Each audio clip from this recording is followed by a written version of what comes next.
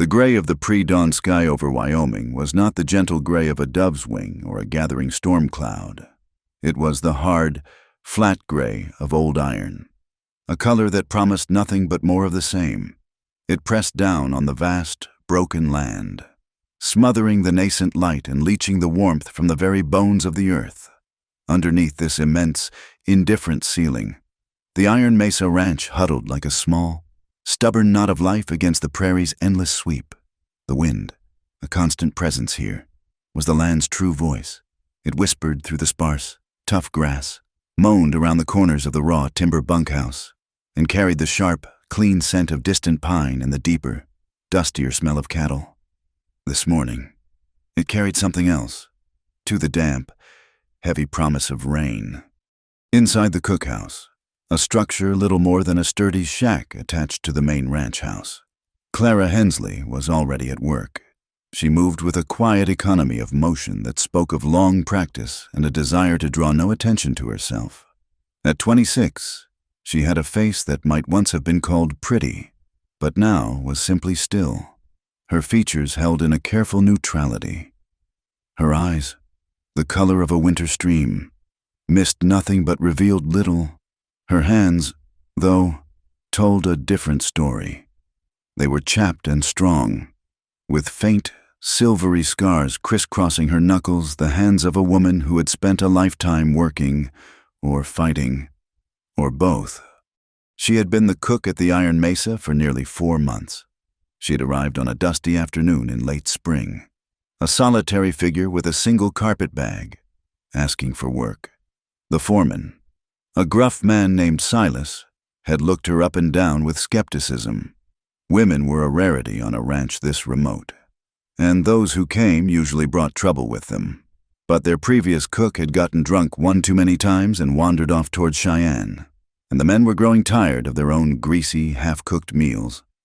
Jace Marlowe, the ranch owner, had emerged from the main house, a man built on a scale that seemed to match the landscape, tall and broad, with a silence that was as vast as the sky.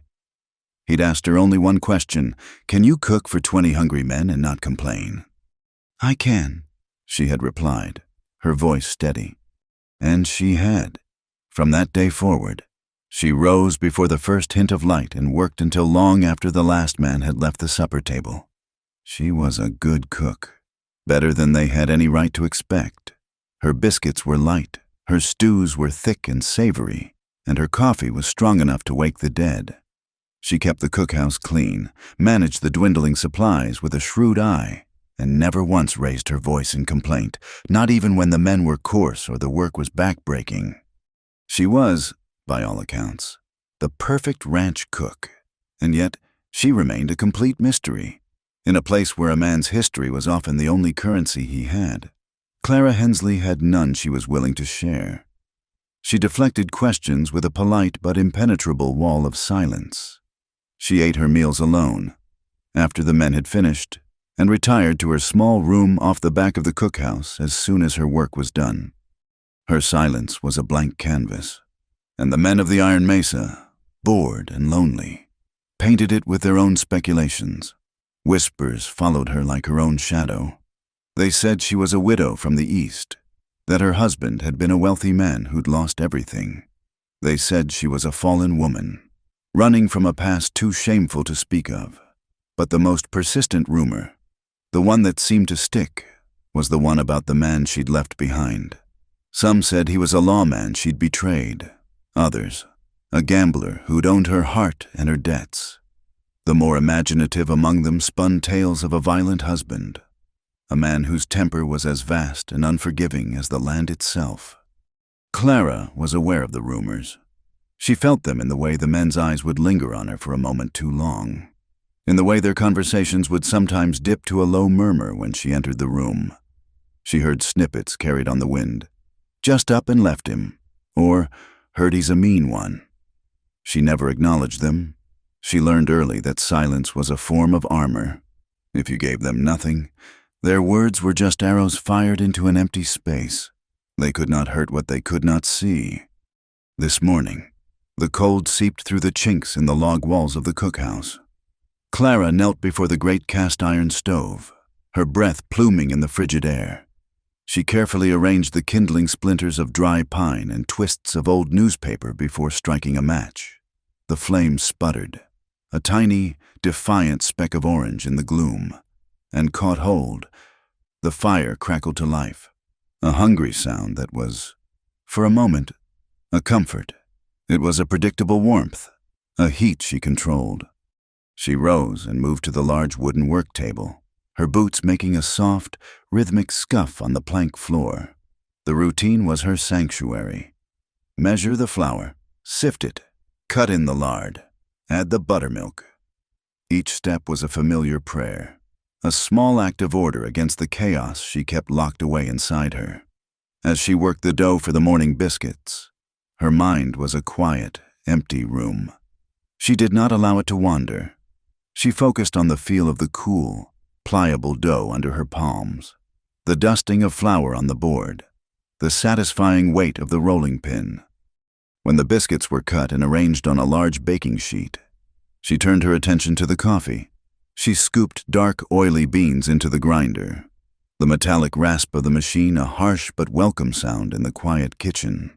The aroma that filled the air was rich and bitter, a smell that meant a new day was beginning, whether you were ready for it or not. It was when she went to the water barrel just inside the door that the morning's fragile peace was broken. As she dipped the heavy tin bucket into the cool water, the wind gusted, pushing hard against the cookhouse door and rattling it in its frame. The sound was like a low, insistent growl. Through the cracks in the wood, the wind forced its way in, carrying the scent of the coming rain, a clean, earthy smell of damp soil and wet sagebrush. But it carried something else, too, a scent that wasn't a scent, a feeling that traveled on the air and settled deep in her bones. It was a coldness that had nothing to do with the temperature. It was a specific, familiar dread, a ghost from a life she had fought so hard to bury. She froze, the half-filled bucket still in her hands, water sloshing over the rim and onto the floor. Her heart, which had been beating in a slow, steady rhythm, gave a painful lurch, then began to hammer against her ribs. She closed her eyes, but the feeling was already inside her. It was the feeling of being watched, the feeling of a hunt that had never truly ended. The wind howled again, a long, mournful cry that seemed to travel across 1,000 miles of empty prairie just to find her. In that sound, she heard an echo of a voice, a low, persuasive murmur that could turn to a snarl in an instant.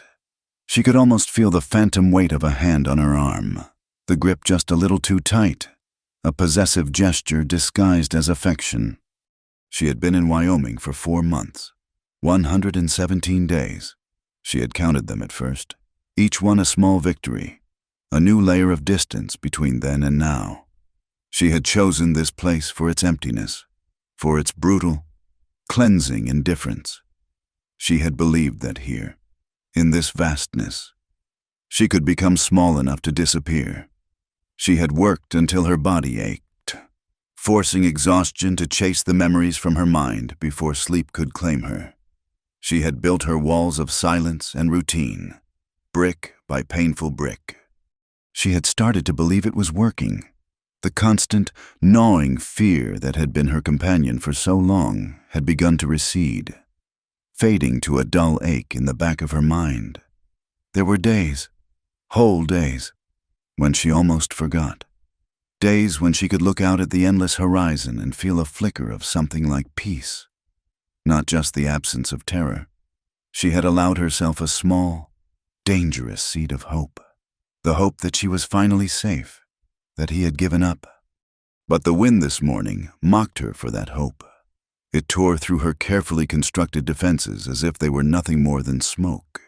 It whispered a name she had not allowed herself to think, a name that tasted like ash and iron in her mouth, Eli. Clara forced her eyes open. The cookhouse was the same. The fire still crackled in the stove. The scent of coffee still hung in the air. But everything felt different, altered. The familiar shadows in the corners now seemed to hold a lurking menace. The vast, empty landscape outside was no longer a refuge. It was an exposed and dangerous stage. She set the bucket down with a thud, her hand trembling so badly that water slopped onto her worn leather boots. She wrapped her arms around herself, trying to ward off a chill that came from within. The fear was an old poison, and just a single drop was enough to sicken her. It coiled in her stomach, cold and heavy. Her breath came in short, shallow gasps. He had promised her, the last time she saw him, with his face bruised and his eyes burning with a cold fire. He had made her a promise. He had told her that she belonged to him, that no matter where she went, no matter how far she ran, he would find her. He had said it softly, with a terrifying certainty, as if he were stating a law of nature, as immutable as the rising of the sun. You can't run from what's yours. Clara, he'd whispered, I'll always find you. For 4 months, she had lived on the prayer that he had been wrong. Now, as the gray light of dawn began to seep into the world and the wind continued its relentless assault on her small sanctuary, she felt the chilling certainty that he had been right. The smell on the wind was not just the smell of rain. It was the smell of the past catching up to her. It was the smell of fear. The old, familiar fear she had foolishly thought she could outrun. And she knew, with a sudden, gut-wrenching clarity, that she was no longer safe. The ghost she had tried to bury had followed her across the broken land, and he was close, very close. By the time the triangle rang, its sharp, metallic clang cutting through the morning air, Clara had schooled her features back into a mask of calm efficiency. The terror the wind had awakened was still there, a cold knot just below her ribs, but she had pushed it down, burying it under the familiar weight of her duties. Fear was a luxury she couldn't afford. A ranch cook with a case of the vapors was a woman who would soon find herself with her belongings on the back of a wagon, headed for the nearest town with no prospects and even less protection. So she focused on the work. The long wooden table in the center of the cookhouse was laden with platters, mountains of scrambled eggs, pale yellow and fluffy, slabs of salt-cured bacon, fried to a perfect crisp, their grease still sizzling, a stack of her buttermilk biscuits, golden brown and steaming, next to a crock of fresh churned butter and a jar of wild berry preserves. A massive enamel coffee pot sat on the back of the stove, its contents black, thick, and brutally strong. It was a breakfast built to fuel men for a day of hard labor under an unforgiving sky. It was honest food, and making it was the only honest thing she had left. The men filed in, bringing the cold of the morning with them. They moved with the stiff-legged gait of those who spent more time on a horse than on their own 2 feet. They were a rough collection of humanity, their faces weathered by sun and wind, their hands calloused and scarred. They scraped their boots on the mat by the door and hung their hats on wooden pegs, their movements economical and ingrained with habit. They smelled of leather, sweat, and the faint, sweet scent of the horses they tended. Their talk was sparse, delivered in low grunts and clipped sentences. It was the language of men who worked together in vast, empty spaces, where words were often unnecessary. "Wind's got a bite to it," said an older hand named Jed, pouring coffee into a tin mug. "Smells like rain." Another, a younger man called Billy, replied, his eyes already on the platters of food. They took their seats on the long benches flanking the table, the wood groaning under their combined weight. For a few moments, the only sounds were the scrape of benches, the clatter of tin plates, and the heavy slosh of coffee being poured. Clara remained by the stove, her back to them, pretending to busy herself by wiping down the already clean stovetop. It was her post, her small patch of territory. From here, she could hear everything without having to meet anyone's gaze. The initial silence of serious eating soon gave way to a low rumble of conversation, punctuated by the rhythmic clink and scrape of forks against plates.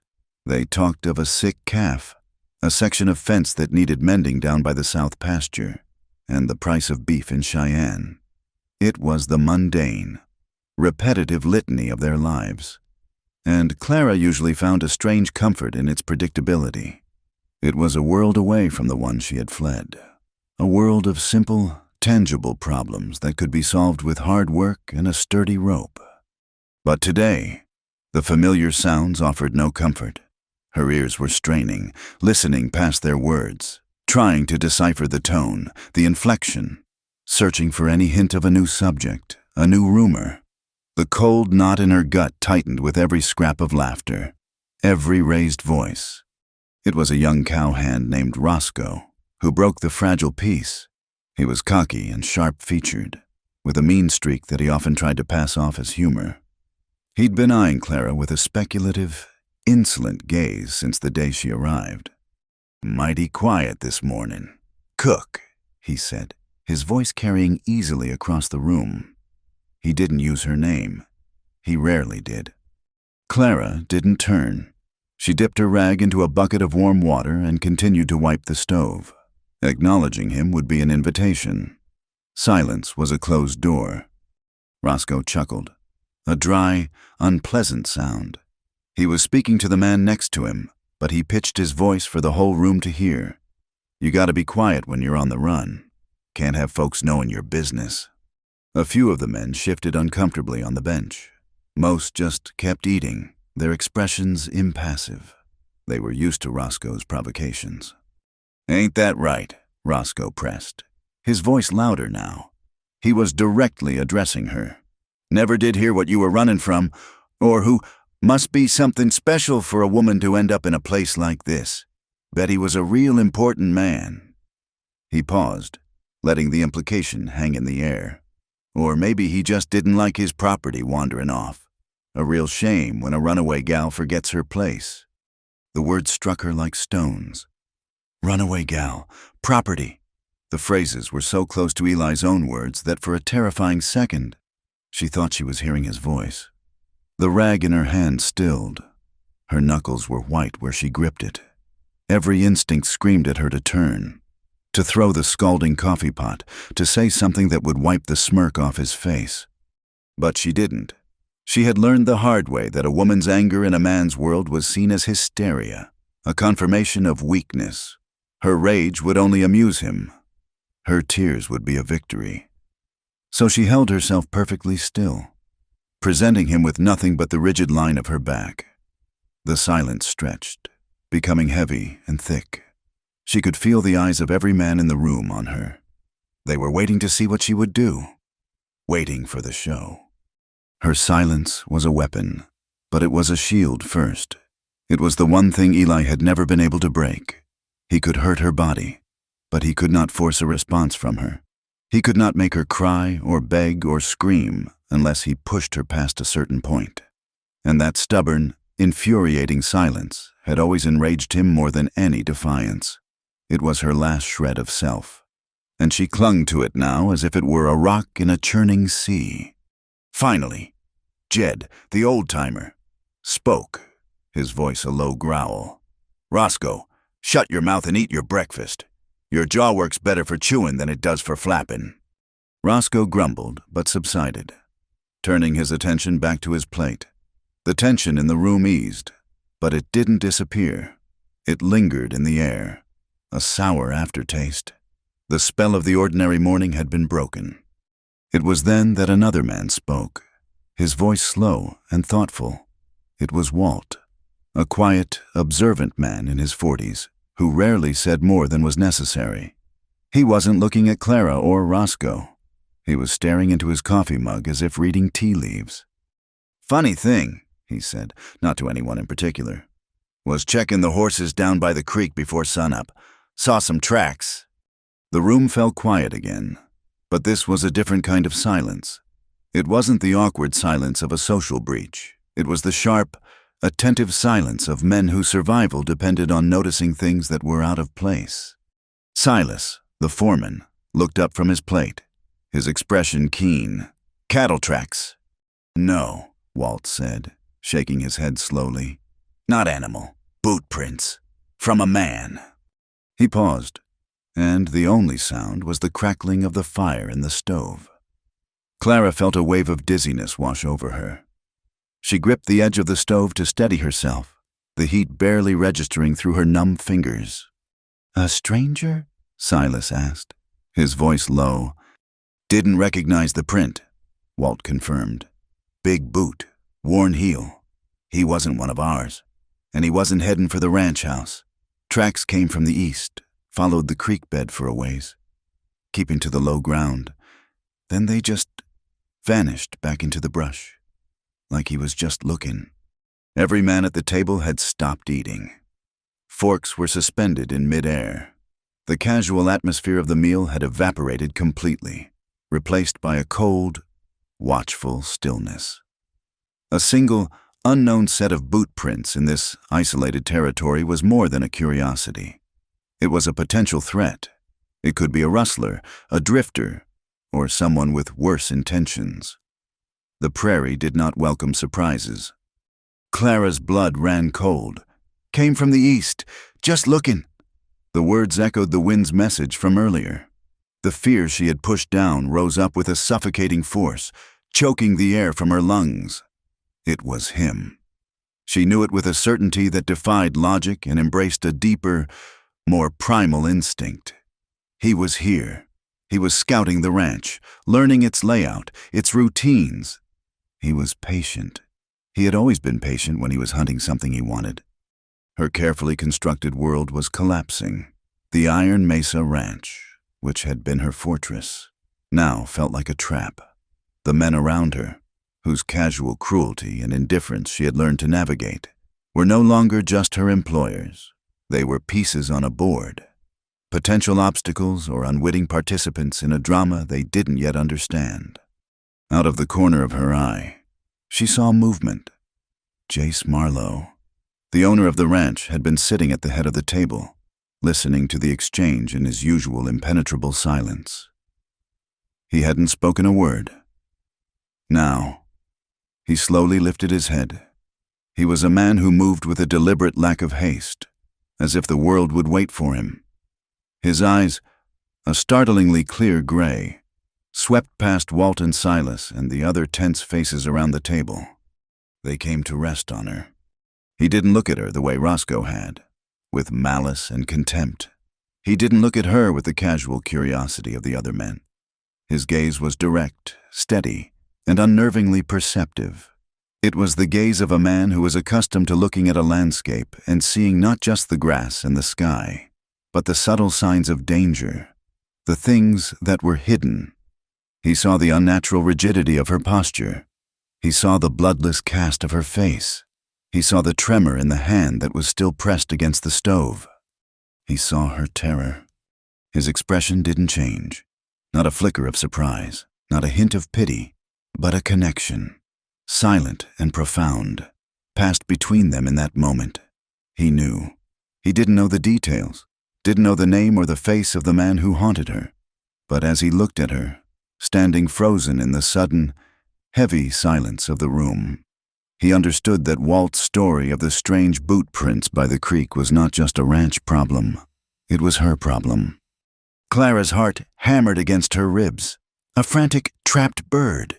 She expected a question, a demand, an accusation. "You bringing trouble to my ranch, woman?" That's what most men would ask. But Jace Marlowe did not ask. He simply held her gaze for a long moment, his own impossible to read. Then, he gave a single, almost imperceptible nod. It wasn't a dismissal. It wasn't a threat. It was an acknowledgement, a silent confirmation that he had seen and he had understood something that no one else in the room had. Then he turned his attention back to his plate as if nothing had happened, effectively ending the conversation. "Silas," he said, his voice a low baritone that cut through the remaining tension. "Take Walt and a couple of the boys and ride the east fence line after breakfast. Check the herd." It was an order, a return to the familiar rhythm of ranch work. The men, released from the spell of the unknown, picked up their forks and began to eat again, their conversation restarting, albeit more subdued. But for Clara, nothing was the same. The food she had cooked now seemed tasteless, the warmth of the fire a cruel illusion. The world had shrunk to the space of a single, terrifying thought he had found her, and one man in the room, the silent, formidable rancher who was her employer, knew that she knew it.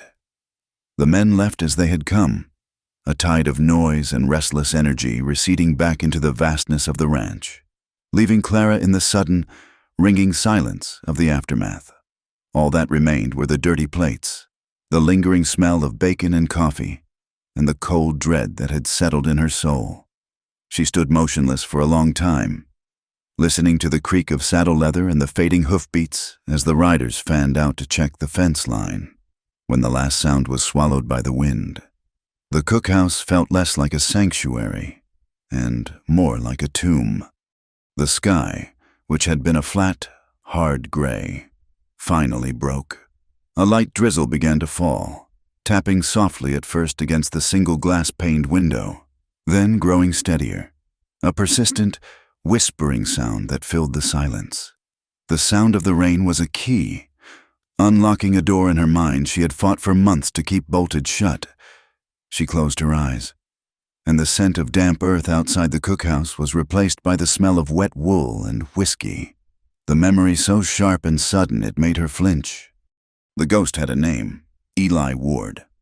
He wasn't a ghost in the spectral sense. He was far too real for that. He was a ghost of a life she'd tried to shed like a snake's skin, a haunting of flesh and blood.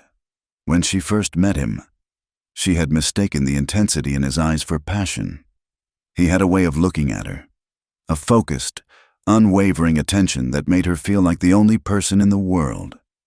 He spoke of a future with such conviction that she had allowed herself to believe in it. He was handsome, with dark hair and a smile that could charm a bird from a tree. But the charm was a mask, and underneath it was something hard and possessive. His love wasn't a gift, it was a cage. The rain on the roof grew louder, a steady drumming that matched the rhythm of a memory she could no longer suppress. The last night. It had been raining then, too. A cold, miserable spring rain that had turned the street outside their small rented house in Missouri into a river of mud. They had been arguing. She couldn't even remember what it was about anymore. A burned supper. A word spoken to the clerk at the general store. Some imagined slight that had festered in his mind. With Eli, the reason never mattered. It was the outcome that was always the same. He had been drinking. His voice, usually a low, persuasive melody, had turned sharp and ugly. She remembered the flickering light of the oil lamp casting long, distorted shadows on the wall, making him look like a giant. She had been backing away, her hands held up in a placating gesture, her voice low and steady, trying to soothe the beast he became when the whiskey took hold. "Don't you turn your back on me, Clara," he had snarled, his eyes glinting in the lamplight. "I'm not, Eli. I'm right here." "You think you're clever," he'd said, taking a step closer. "You think you can manage me with your quiet ways. But I see you. I see the way you look at other men. I see the way you think you're better than this." "That's not true. I don't—" "Liar." The word was a slap. He had her backed against the wall, one hand braced next to her head, trapping her. She could smell the sourness of the liquor on his breath. "You're mine, Clara. Do you understand that you belong to me?" She had simply stared at him, her heart a cold stone in her chest. The silence was her only defiance. His face had twisted, the charming mask melting away to reveal the raw fury beneath. He leaned in close, his voice dropping to a terrifying whisper, a promise that froze the blood in her veins. "You want to be quiet? I can help you with that. I can make you quiet forever."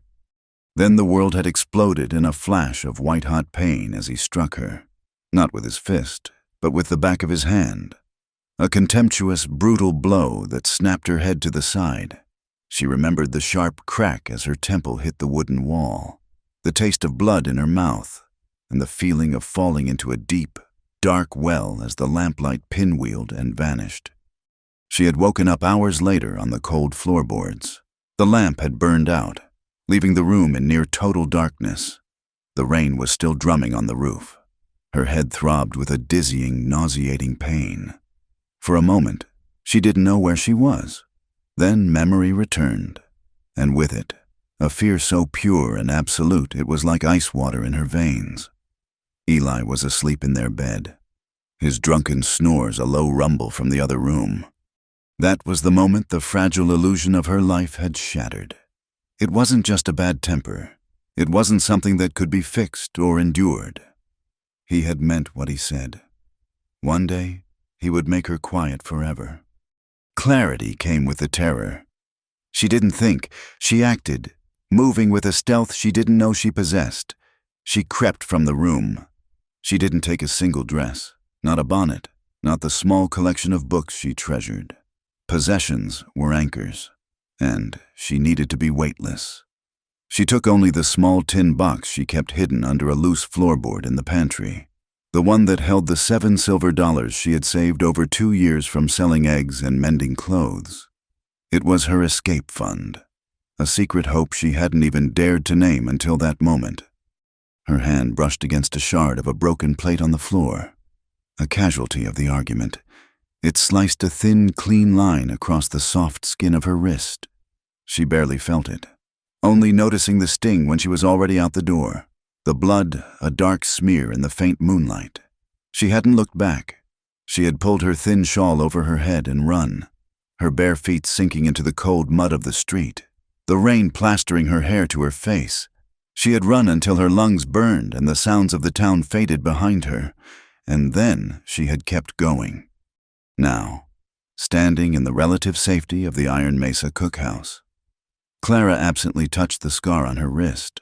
It was a faint, silvery line, barely visible, but to her, it was a brand, a reminder.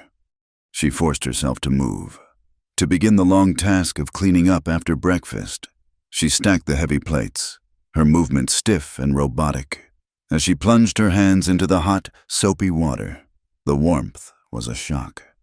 She scrubbed at the dried egg and bacon grease, the simple, repetitive motion of frail defense against the storm of memories. She had believed she was safe. The first few weeks of her flight had been a blur of terror. Every footstep behind her, every stranger's glance had sent a jolt of panic through her.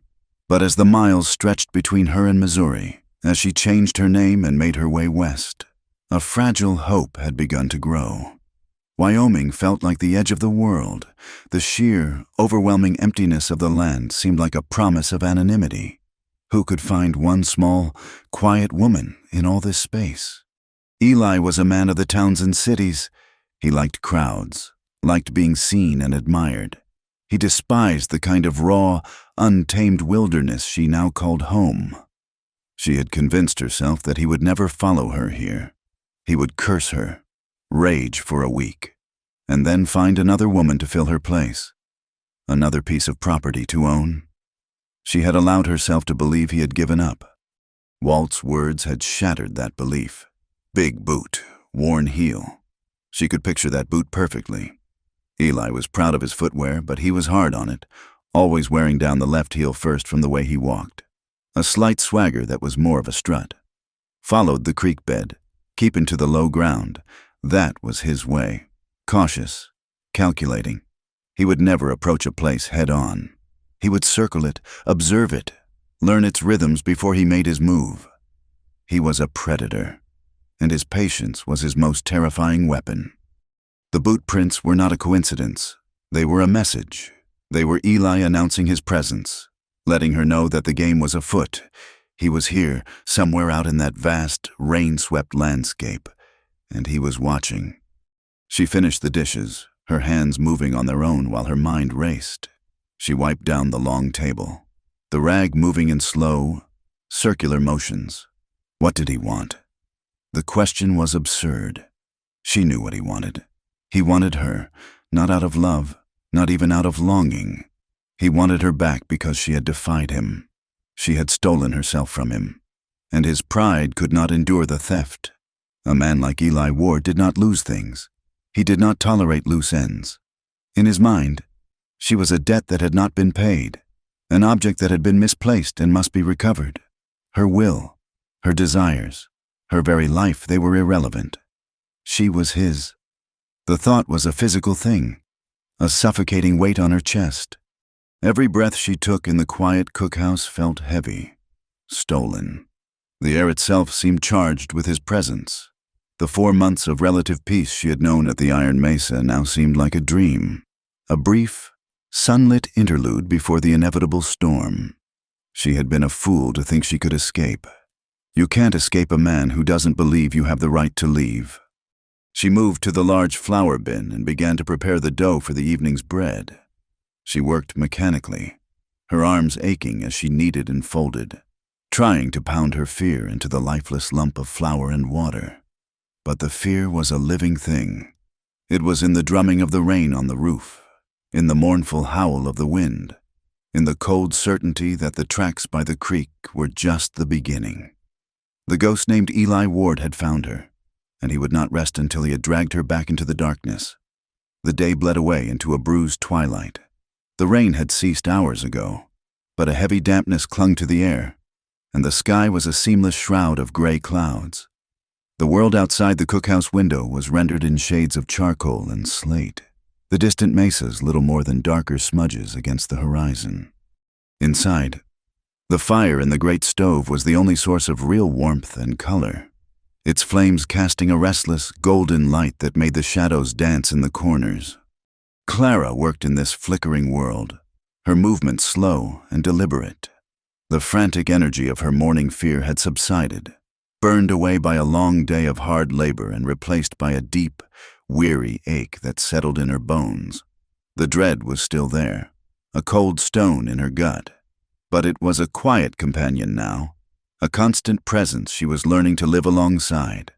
She was peeling potatoes for the evening stew, the rhythmic scrape of the knife a small, mundane sound in the profound quiet. Each curl of peel that fell away onto the newspaper-covered table felt like a second being shaved off the time she had left. She was so lost in the rhythm of the task, so wrapped in the cocoon of her own quiet misery, that she didn't hear the footsteps on the porch. She only knew she was no longer alone by a sudden shift in the atmosphere, a subtle compression of the air, as if a large object had displaced it. The hairs on the back of her neck prickled. Her hand froze, the knife poised over a half-peeled potato. She turned slowly. Jace Marlowe stood in the open doorway, filling it completely. He wasn't just tall, he was built of a solid, unyielding substance, like the rock of the mesas that gave the ranch its name. He had taken his hat off, and in the dim firelight, his dark hair was threaded with strands of gray at the temples. He held the hat in both hands, turning the brim slowly, a gesture that seemed oddly uncertain for such a commanding man. He had come from the main house, not the barns, and wore a cleaner shirt, but the weariness she had seen in him that morning was still there, etched into the lines around his eyes and mouth.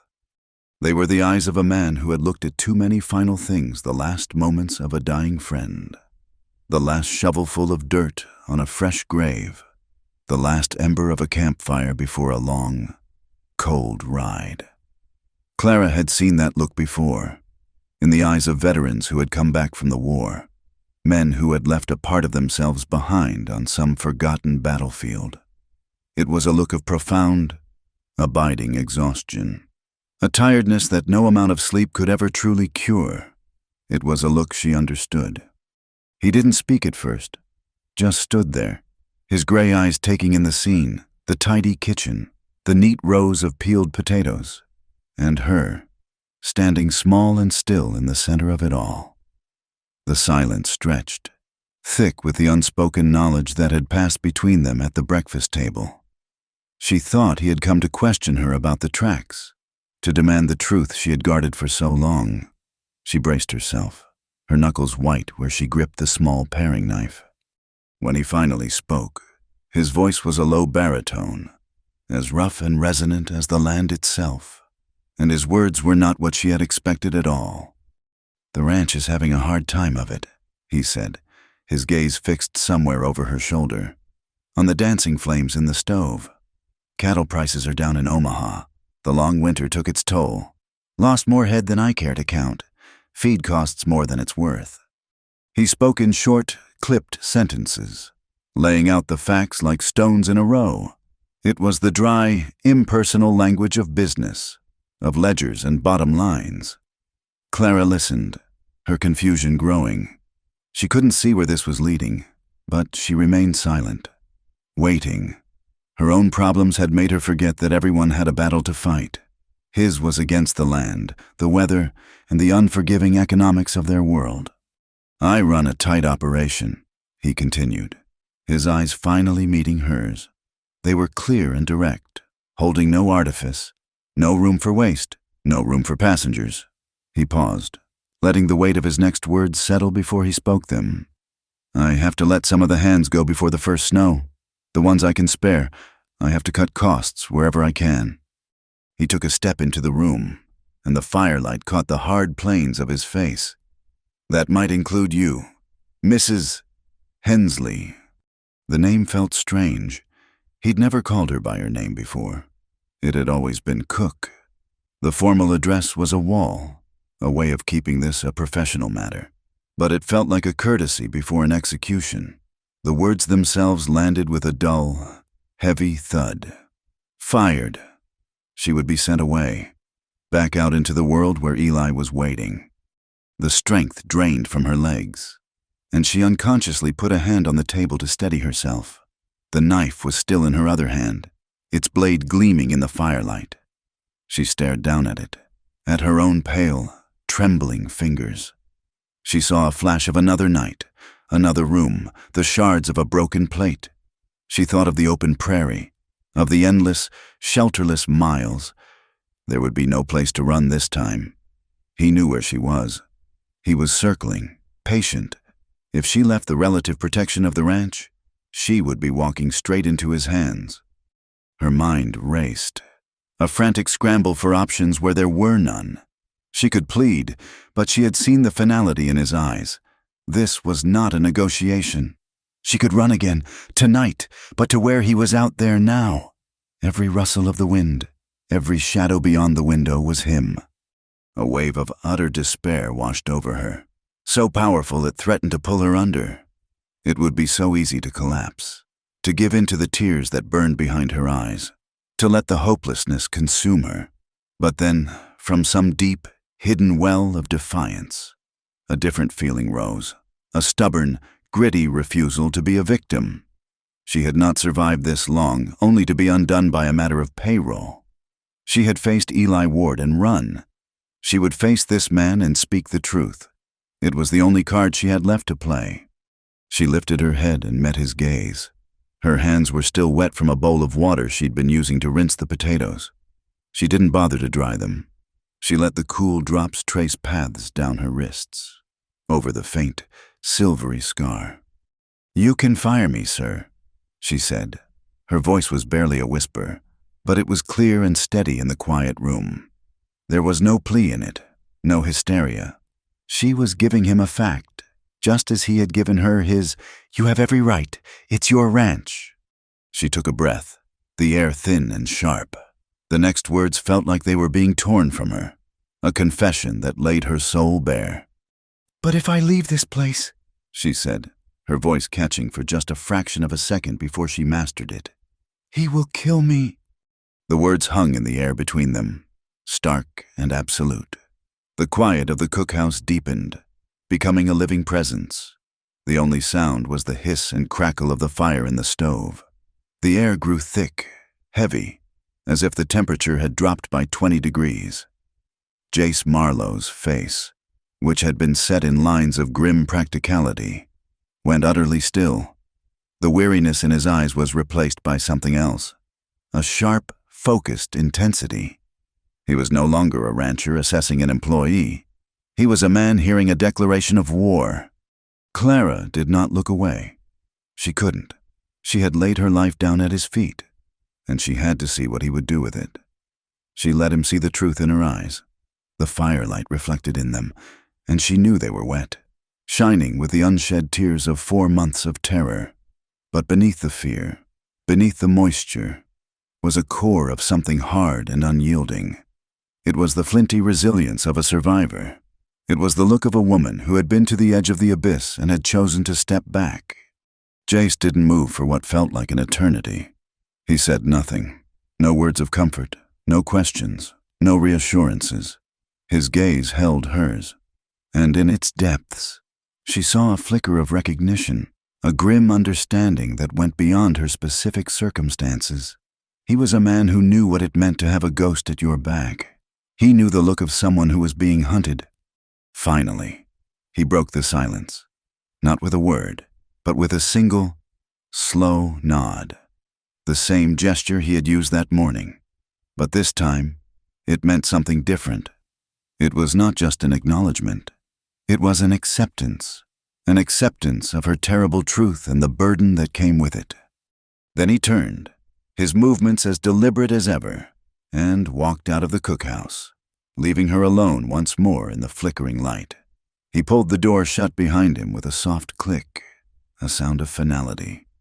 Clara finally let out the breath she hadn't realized she was holding. It came out as a ragged, shuddering sigh.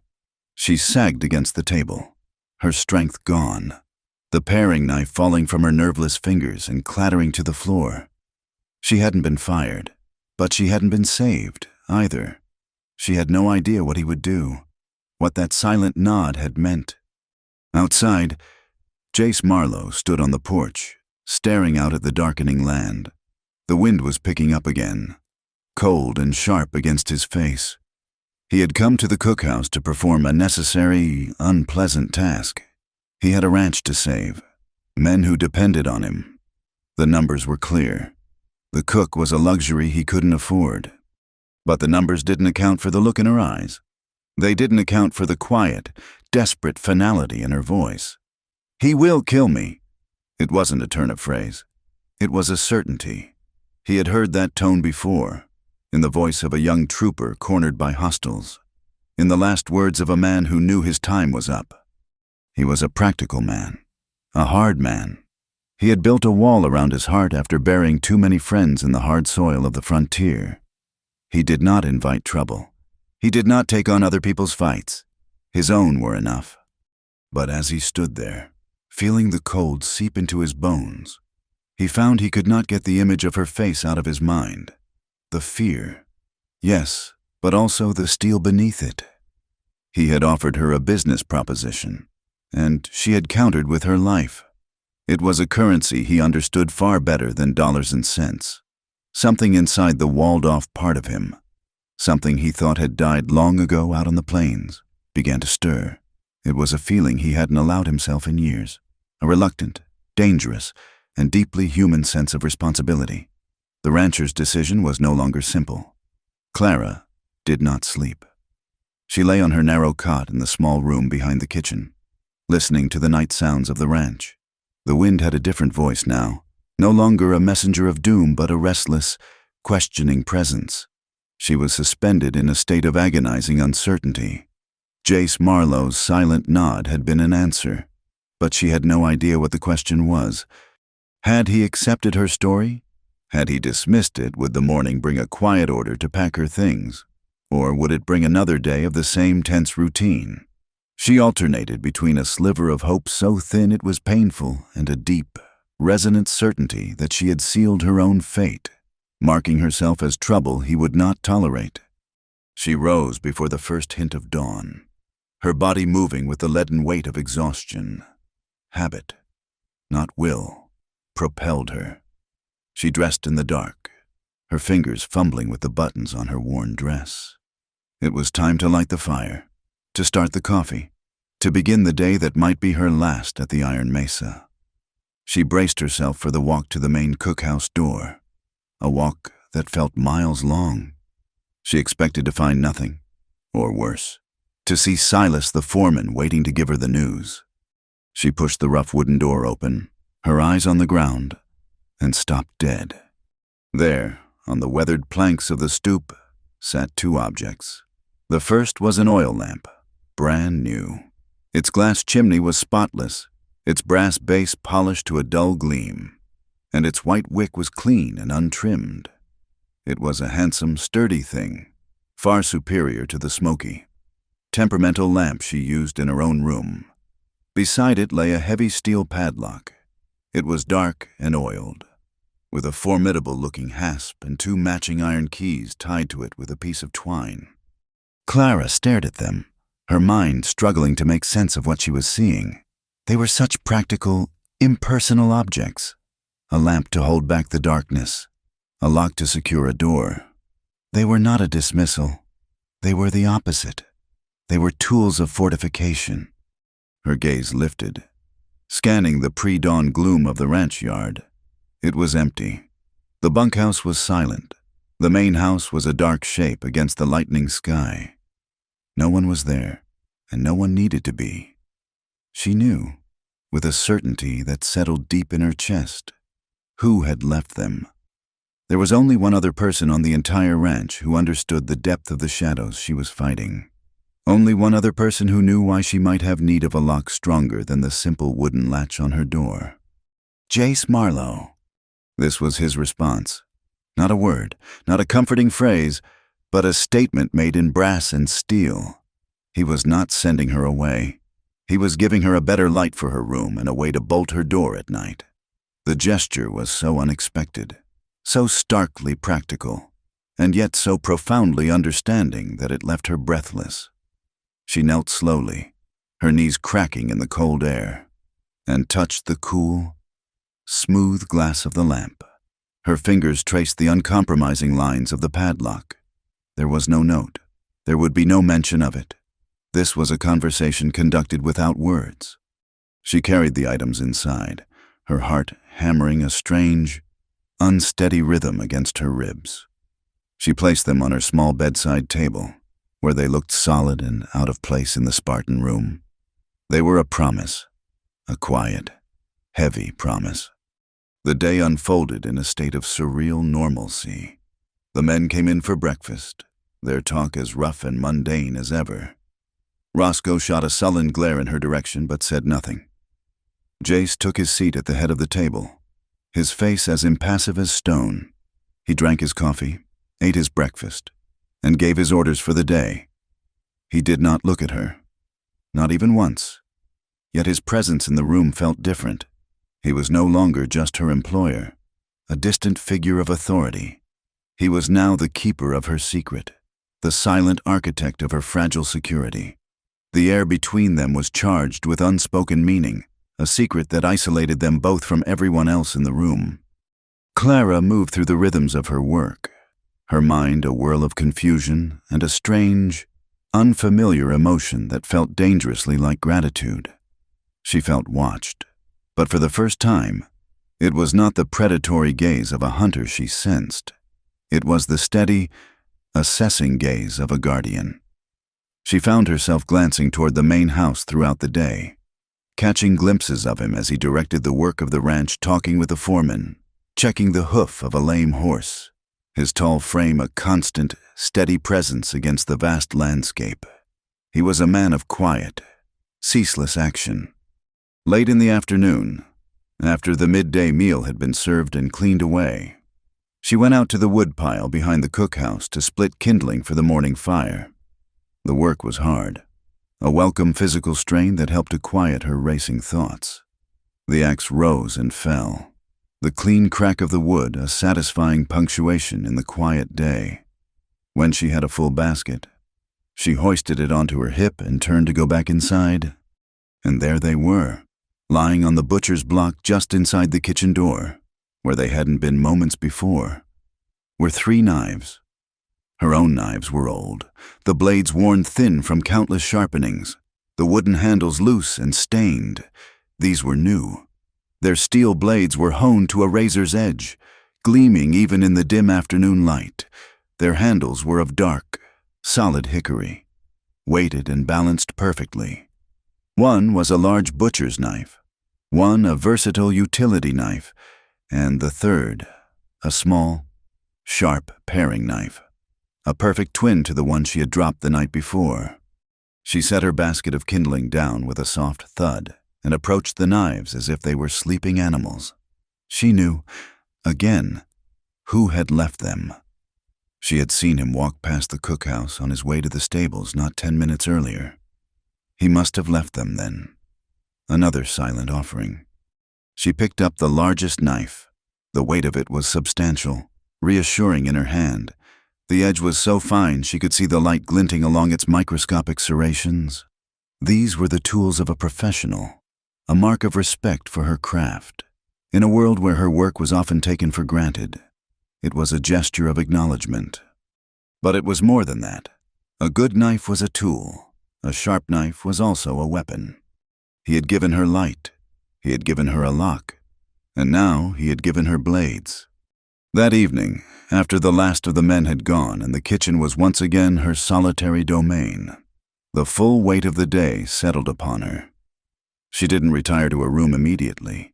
She sat at the long, empty dining table, the new lamp burning brightly at her elbow, its clean, steady flame a stark contrast to the flickering shadows it held at bay.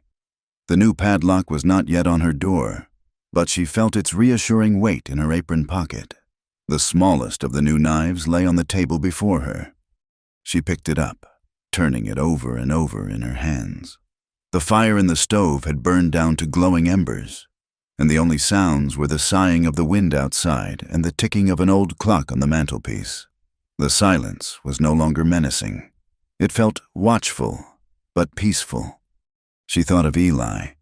Every gift he had ever given her had been a leash, a pretty ribbon for her hair, given with the command to wear it so other men would know she was his.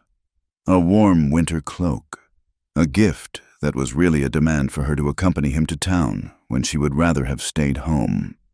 His kindness was transactional, an advance payment for some future compliance or a reward for past obedience. Nothing was ever freely given.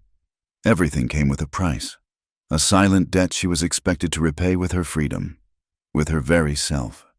He had never given her anything to make her stronger, only things to make her more his. And then there was Jace Marlowe. In the space of a single day, this silent, solitary man had given her three things: light, security, a blade. He hadn't asked for a single thing in return. He hadn't demanded her story, hadn't offered empty words of pity, hadn't looked at her with the possessive gleam she knew so well. He had simply listened to her stark declaration. "He will kill me," and had responded with action. He had given her tools, tools for living and tools for fighting. She drew the tip of her thumb lightly along the knife's edge. A tiny, bright red bead of blood welled up, a startling jewel against her pale skin. The sharpness was real. The danger it represented was real. But the feeling that washed over her was not fear. It was a profound and bewildering sense of awe. This was what it felt like.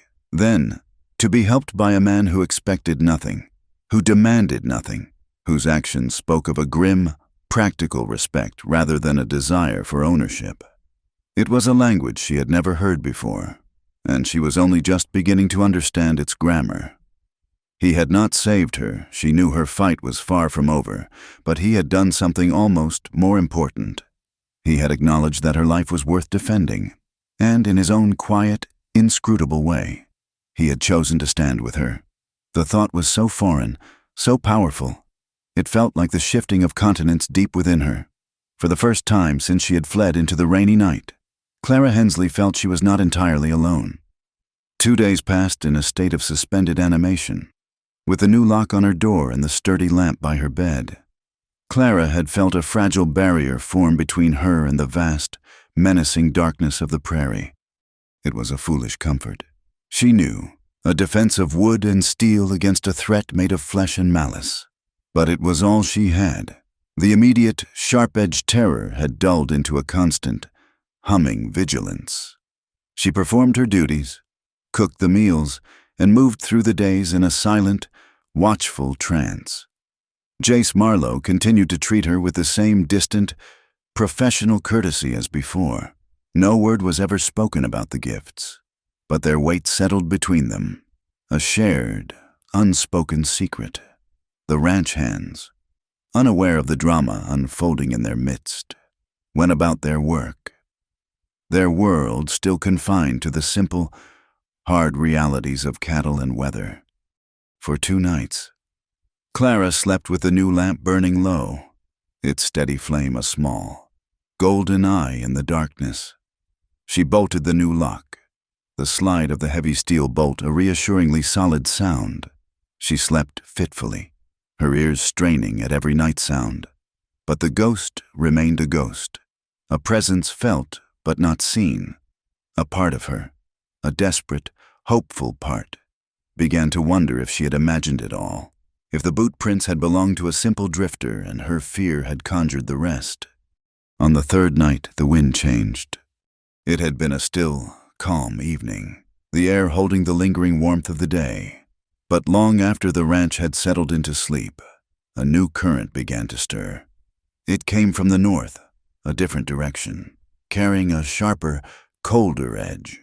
It was a restless wind that didn't just howl around the corners of the buildings, but seemed to probe and whisper, seeking out the smallest cracks. Clara was lying awake, staring at the ceiling of her small room. When she first noticed the change, the familiar, distant moan of the wind over the prairie grass was replaced by a more intimate, insistent sound. It was the sound of air being pushed under her door, of the window frame rattling softly in its casement. It was a sound that put her on edge, a subtle shift in the night's rhythm that her heightened senses immediately registered as a warning. She lay perfectly still, her body rigid under the thin blanket, and listened. She told herself it was nothing. It was just the wind. Wyoming was a land of wind, but this felt different. This felt personal. Then she heard it, a sound so distinct and out of place it made the blood freeze in her veins. A creak. It was the slow, complaining groan of old iron hinges fighting against rust and weight. It came from the direction of the large barn, the one that stood between the cookhouse and the open range. She knew every sound of this ranch. She knew the slam of the bunkhouse door, the squeal of the water pump, the clatter of the blacksmith's tools. And she knew that the great double doors of the barn were always barred from the outside at night with a heavy wooden beam. They should not have been able to move. They should not have creaked. Her heart began a slow, heavy thud against her ribs. She strained to hear over its beat, over the sound of the whispering wind. Was it an animal, a stray calf pushing against the wood? No, the sound had been too deliberate, too heavy. Silence followed, a deep, listening silence that was more terrifying than the sound itself. She counted the seconds, each one stretching into an eternity. 1, 2, 3. She was just about to convince herself it had been a trick of the wind, a branch scraping against the roof, when the second sound came. Thump, drag, thump. It was the sound of a footstep, a heavy, human footstep, on the wooden floorboards inside the barn. It was the unmistakable tread of a man trying to move quietly, but betrayed by his own weight. There was a slight drag to the second step, the sound of a worn boot heel scraping on the wood, the sound she had heard in her memory, the sound Walt had described. Terror, cold and absolute, seized her. He was not just circling anymore. He was inside. He had breached the ranch's perimeter. He was in the barn, a mere 50 yards from where she lay. She slipped out of her cot, her bare feet silent on the cold floor. Her first instinct was to check the new lock on her door, to assure herself of that single, solid barrier. But a stronger, more terrible curiosity pulled her in the opposite direction. She had to see. She had to know.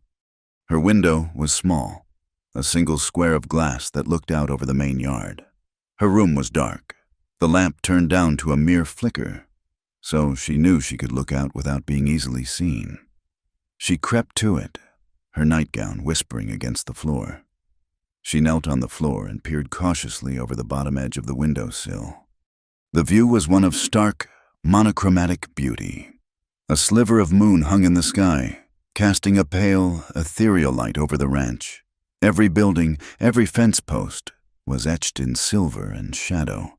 The ground was a pale, dusty gray, and the darkness pooled under the eaves of the bunkhouse and in the deep space between the barn and the corral was as black as ink. The world looked clean, empty, and peaceful. It looked like a lie. She scanned the yard, her eyes darting from shadow to shadow. Nothing. The bunkhouse was dark and silent. The main house was a stoic, quiet shape. The only movement was the restless shifting of the horses in the corral, their dark forms moving like water in the moonlight. They were agitated, their heads up, ears pricked toward the barn. They knew. Animals always knew. Her gaze was fixed on the barn, but the great doors were closed. Whoever had opened them had shut them again. Had he left? Was he still inside? Waiting. The uncertainty was a physical weight, pressing the air from her lungs. She waited, her body taut, her breath held. And then he emerged, not from the barn doors, but from the deep shadow along its side wall. He moved with a liquid grace that was unnerving, a shadow detaching itself from other shadows. He was a tall man, made taller by the long, dark coat he wore. A wide-brimmed hat was pulled down low, completely obscuring his face. He moved into the center of the yard and stopped by the corral fence, no more than 20 yards from her window. He stood perfectly still, a silent, menacing silhouette against the moonlit ground. He wasn't looking at her. His head was turned toward the main ranch house, then, slowly, toward the bunkhouse. He was studying them, taking in the layout, the distances, the angles. He was like a wolf circling a sheepfold, assessing its defenses, choosing his point of attack. He exuded an aura of absolute patience, of a predator who has its prey cornered and is in no hurry to make the final move. Clara knelt there, frozen, a silent witness to her own haunting. This was him. It had to be. This was the man whose boot prints had marked the earth by the creek. This was the source of the fear that had been her constant companion. He was no longer a ghost from her past or a faceless threat in the distance. He was real, solid, and terrifyingly close. She felt a desperate, primal urge to scream, to raise the alarm, to shatter the night's false peace and bring the sleeping men of the ranch pouring out with their rifles. The sound was a physical thing, trapped in her throat. But she choked it down. Her hand flew to her mouth, her fingers pressing hard against her lips, stifling the cry, because in that instant, she saw the future with blinding clarity. If she screamed, if the men came out, what would he do? An ordinary thief or drifter might run, but not Eli. Eli did not run. An alarm would not scare him. It would enrage him. He would see it as a challenge. He would not hesitate to create chaos, to hurt or even kill anyone who stood between him and what he wanted. These men, these rough, coarse, but ultimately innocent men, would become targets. Their lives would be forfeit. All because of her. She could not do it. Her terror was her own. But their safety was now her responsibility. Her silent, protective fear caused her to make a small, involuntary movement, a slight shift of her weight, a nervous tremor that made her shoulder brush against the window frame. It was the smallest of sounds, barely audible, but in the preternaturally still night, it was enough. The figure by the fence went rigid. His head snapped around, his attention instantly and completely fixed on her window. He had heard her. He stood unmoving for a heart-stopping second, and then he began to walk toward her. He didn't run. He moved with a slow, deliberate stride, each step a hammer blow against her heart. He closed half the distance between them and stopped, standing in the full, unforgiving glare of the moonlight. Slowly, as if savoring the moment, he reached up and pushed the brim of his hat back. The pale light fell upon his face, and the last of Clara's desperate hope died. It was a handsome face, the kind women noticed, with a strong jaw and well-defined features. But the moonlight stripped it of all its charm, revealing the cold cruelty beneath. His eyes were dark pools of shadow, but she could feel their intensity, their triumphant, possessive gleam. A slow smile spread across his lips, a chilling, predatory expression that was not born of any warmth or humor. It was Eli Ward. He knew she was there. He knew she was watching. His smile widened. He had found her. He had won. Clara felt a wave of faintness, and she pressed her back against the wall, her hand still clamped over her mouth. Her mind was a white noise of pure panic. He was looking right at her, right into her soul, and his gaze was a physical violation. It was a brand, staking his claim on her from across the yard. It said, "I see you. There is nowhere left to run. You are mine." He held her pinned with that terrible, smiling gaze for what felt like a lifetime. He made no move to come closer, made no sound. He didn't need to. The silent message was more terrifying than any shouted threat. He was showing her that he could get to her any time he wanted. He could breach the ranch's defenses, walk its grounds, stand outside her window, and no one would even know. He was demonstrating his power, savoring her terror. Then, as slowly as he had revealed himself, he let the brim of his hat fall, plunging his face back into shadow. He gave a small, mocking nod, a gesture of farewell, and turned. He didn't run. He simply walked away, his long coat melting back into the deep shadows by the barn, and was gone. Clara remained kneeling by the window for hours, her body trembling uncontrollably. The ranch yard was empty again, peaceful under the moonlight. But the peace was a lie. The monster was real. He had been there. The lock on her door felt like a child's toy. The lamp felt like a candle in a hurricane. Eli was outside, somewhere in the vast, waiting darkness, and his parting look was a promise that he would be back. The long night had just begun. The dawn that followed the long, terror-filled night was a cruel mockery. It broke clear and cold, painting the eastern sky in delicate shades of rose and gold. The beauty of it was an insult to the ugly, sleepless fear that had gnawed at Clara for hours. She had sat by her window until the moon had set, watching the empty yard, every nerve screaming. When she finally moved to begin her morning tasks, her body felt like a brittle shell, her mind a chaotic storm. She had to warn him. The thought was a frantic, repeating refrain. She had to tell Jace that Eli was here, that he was real. But how? What could she say? "Sir, the ghost I'm running from was standing in your yard last night." He would think she was hysterical, a liability. And worse, what if he believed her? What if he and his men went out looking for Eli? She knew Eli's cunning, his capacity for violence. He would not be taken easily. He would turn this quiet ranch into a battlefield, and the blood of these men would be on her hands. The weight of the decision was crushing. Silence felt like a betrayal, but speaking felt like a death sentence. In the end, her fear for others won out over her need for help. She kept her silence.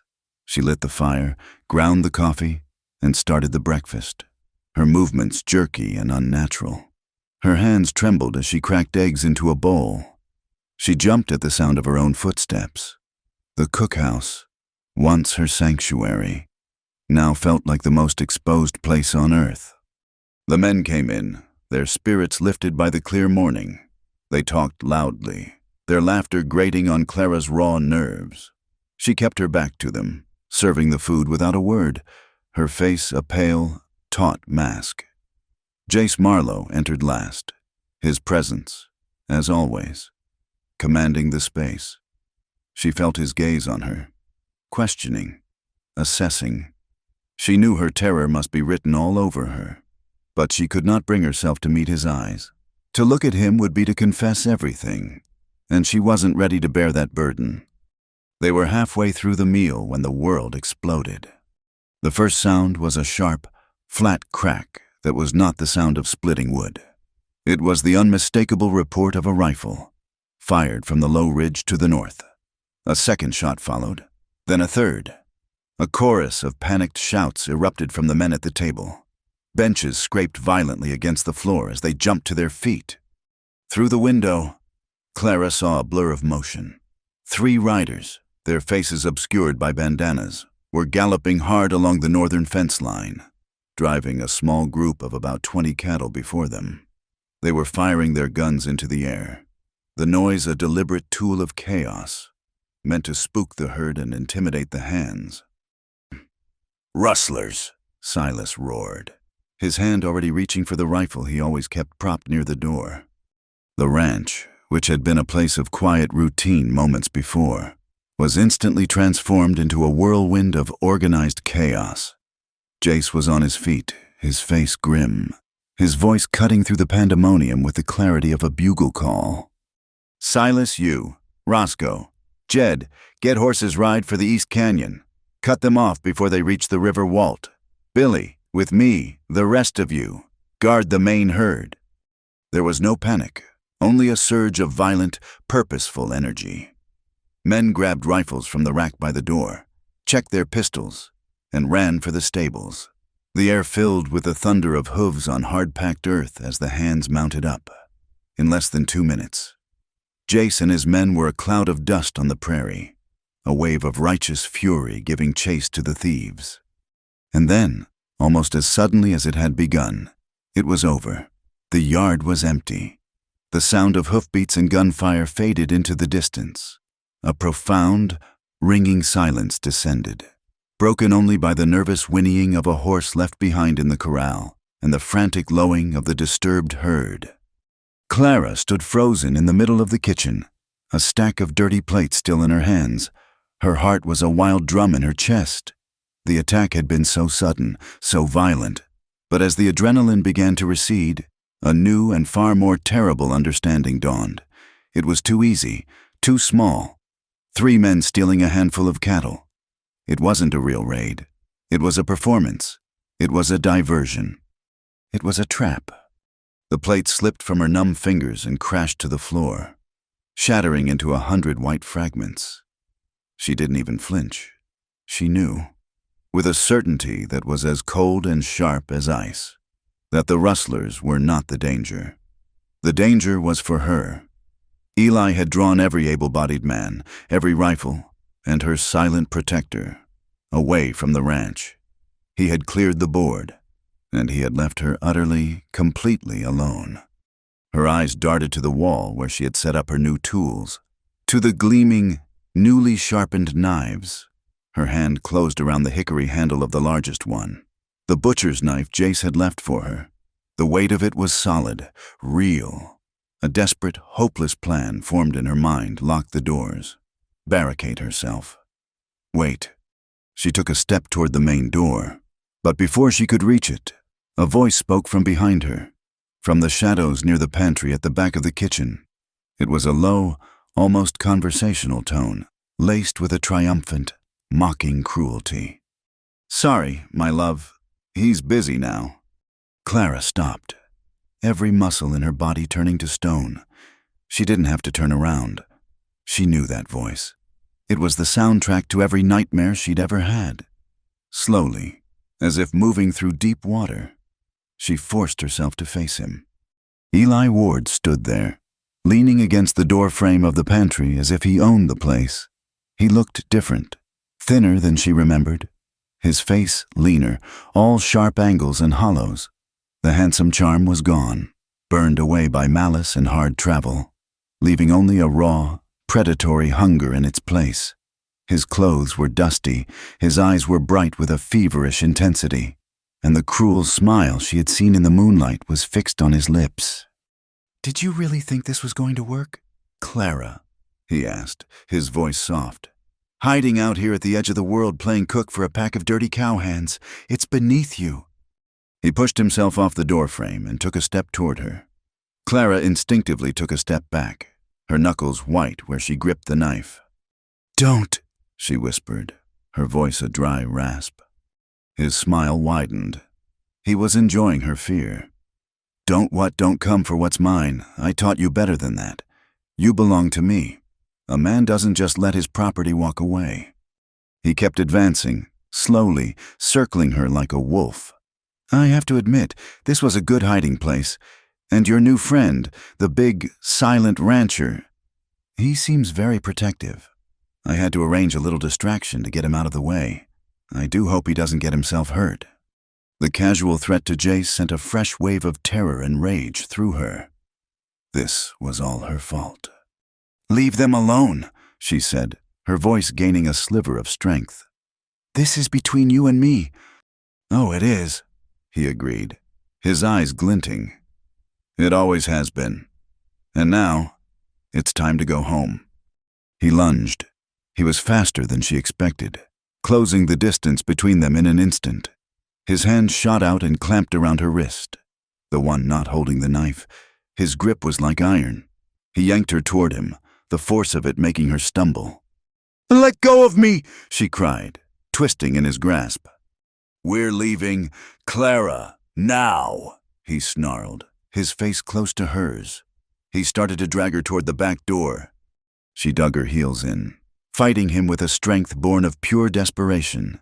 This was it. This was the moment she had been running from. If he got her out of this kitchen, away from the ranch, she was lost forever. "No!" she screamed, the sound tearing from her throat, raw and defiant. She threw her weight back, trying to break his hold, but he was too strong. "You've become difficult," he hissed, his temper finally snapping. The mask of calm cruelty fell away, revealing the ugly rage beneath. He tightened his grip, his fingers digging painfully into her flesh. "I see I'm going to have to remind you of your manners." He raised his other hand, his palm open, ready to strike the blow she knew so well, the one that had always silenced her, the one that had started her long flight. She saw the motion, saw the contempt in his eyes, and something inside her broke. Not her spirit, but the chains of fear that had bound her for so long. She was not the same woman he had struck in that rain-swept room. She had faced the prairie alone. She had earned her place. She had felt the weight of a good man's quiet promise. And she was armed. As his hand came swinging toward her face, her own hand, the one holding the knife, moved on pure instinct. It was not a thought, but a reaction, a desperate, final act of self-preservation. She lunged forward, into his attack, and thrust the knife upward. The blade, honed to a razor's edge by Jace Marlowe himself, sank into the fleshy part of Eli's forearm. It wasn't a deep wound, just an inch or two of cold steel, but the effect was immediate and electric. Eli let out a choked cry, a sound of pure shock and pain. His hand, the one that had been about to strike her, flew to his injured arm. His grip on her wrist loosened, and she tore herself free, scrambling backward until her back hit the solid, reassuring warmth of the stove. Eli stared at his arm, at the dark blood that was welling up from the cut and staining the sleeve of his coat. He looked from the blood to the knife in her hand, and then to her face. His expression was one of utter disbelief, which quickly morphed into a mask of pure, murderous fury. He had never, in all his life, imagined that she would fight back like this, that she would dare to mark him. "You," he breathed, the word a venomous hiss. He cursed, a string of foul, vicious words. "You'll pay for that. I swear to God, you will pay for that." He took a menacing step toward her, but Clara stood her ground, the bloody knife held before her in a trembling but steady hand. Her entire body was shaking, but her eyes were clear and defiant. The blow had not landed. The spell was broken. She was no longer his victim. From a mile out, Jace Marlowe knew something was wrong. The chase had been a fool's errand, a wild goose chase that left a sour taste in his mouth. The three rustlers were clumsy, their shots wild, their tactics non-existent. They had pushed the small bunch of cattle hard for a mile, then simply scattered at the first sign of organized pursuit, melting into the labyrinth of canyons and ravines to the east. A professional crew would have been better organized, would have gone for the main herd, and wouldn't have given up so easily.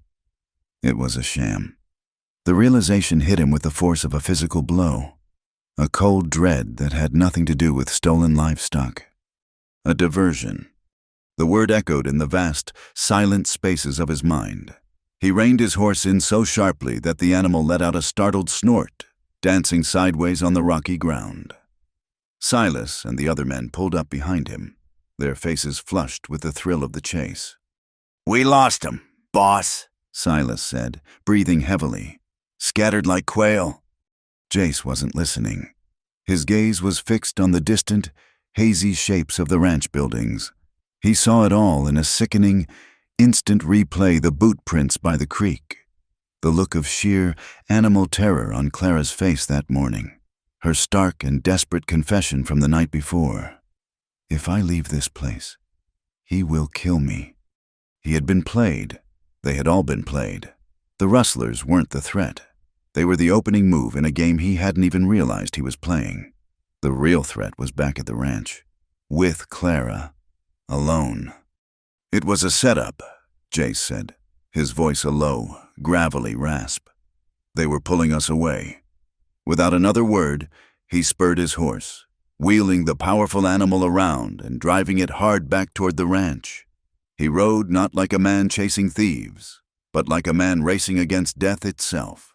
The thunder of his horse's hooves a desperate prayer against the unforgiving Wyoming soil. Clara's perspective. The kitchen was a wreck. A chair was overturned, its legs splintered. The shattered remains of the plates she had dropped were a treacherous landscape of white shards on the floor. And in the center of it all, a deadly dance was unfolding. Eli's face was a mask of incandescent rage, his features twisted by a fury that went beyond simple anger. The wound in his arm, a dark, ragged tear in his sleeve, seemed only to have fueled his frenzy. "I'll teach you," he hissed, his breath coming in ragged gasps. "I'll teach you to raise a hand to me, you thankless." He lunged for the knife, but Clara was ready. She scrambled back, putting the heavy wooden table between them. She was no longer fighting to escape. She was fighting to survive. The terror was still there, a wild, frantic bird in her chest, but it was now mixed with a pure, clarifying rage. The years of quiet submission, of enduring his moods and his contempt, had been burned away in the instant she had driven the blade home. "You will not touch me again," she said, her voice trembling but clear. He laughed, a harsh, ugly sound. "Won't I? You're mine, Clara. That little scratch doesn't change anything." He feinted to the left, and when she moved to counter him, he darted to the right, his speed still deceptive. He vaulted over the corner of the table, landing inside her guard. He didn't go for the knife. He went for her. He grabbed a fistful of her long hair, yanking her head back with a brutal, wrenching motion. A cry of pain was torn from her lips. The knife clattered to the floor, skittering away under the table. His other hand snaked around her waist, pinning her arms to her sides. He was strong, his body wiry and hard. She was trapped.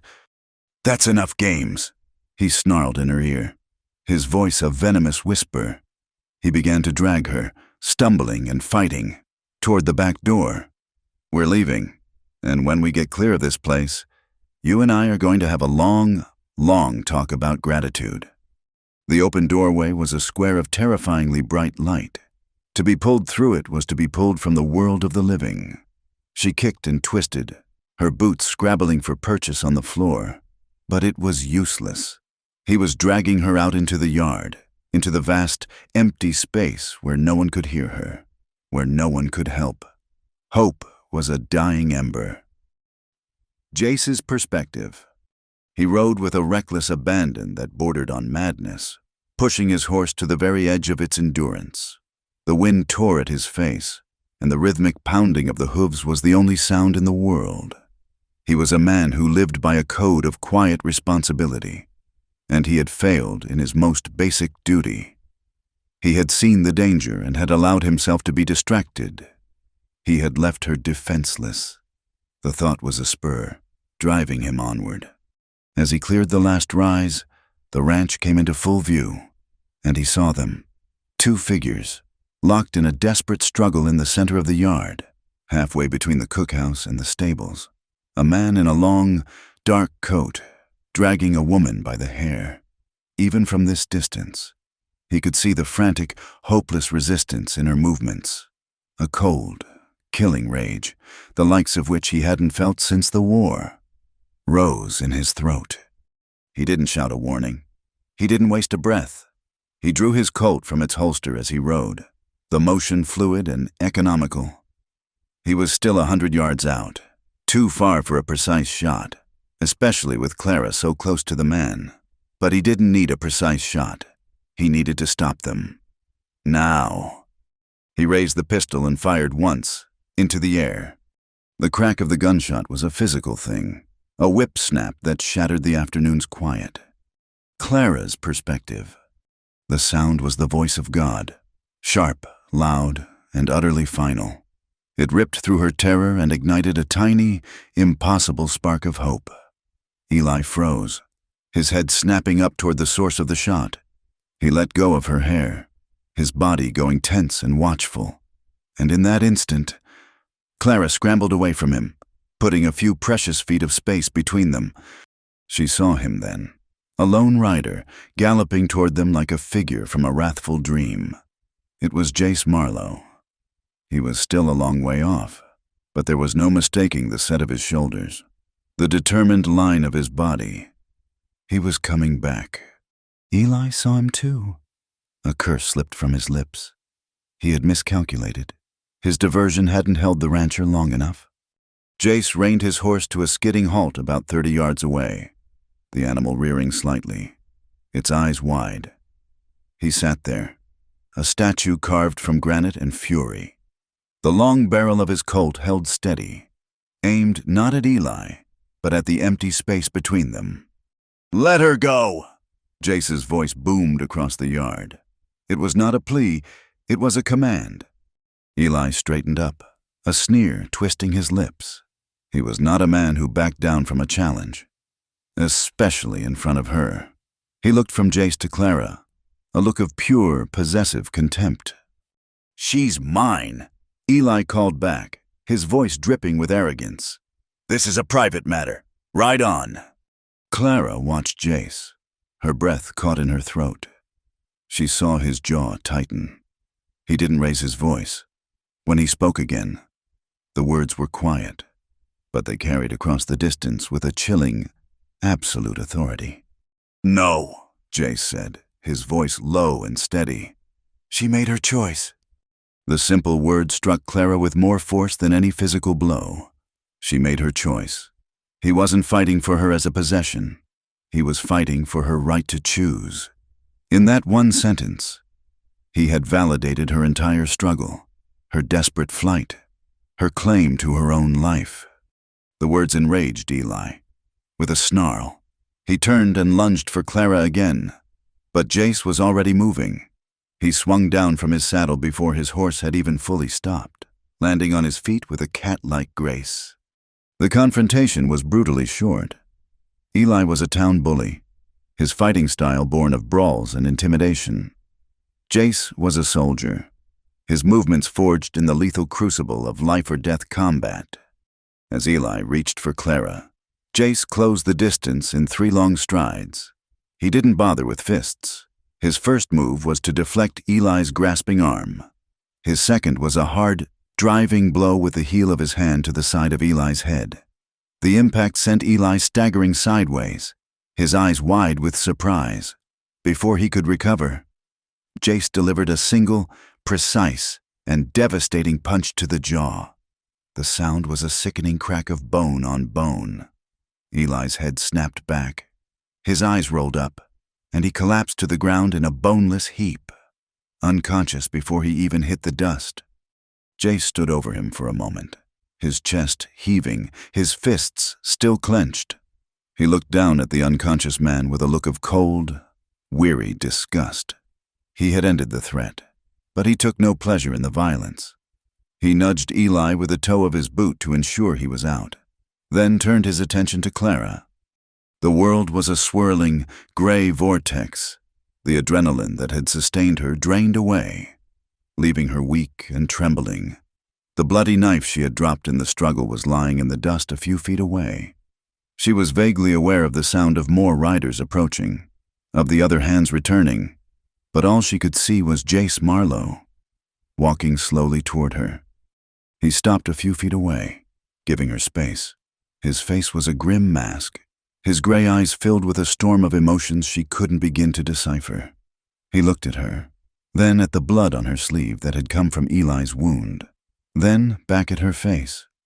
He didn't reach for her. He didn't offer empty platitudes. He simply stood there, a solid, unmovable presence in her spinning world. His voice, when he spoke, was quiet, gentle, and stripped of all its earlier hardness. "Are you all right?" The simple question was her undoing. The dam of her control finally broke. But it was not tears that came, not a collapse. It was the truth, a truth she had never been able to speak before. She shook her head, a small, jerky motion. She felt the bruises forming, the deep, shuddering ache of terror in her soul. She was not all right. She might never be all right again, but she was not broken.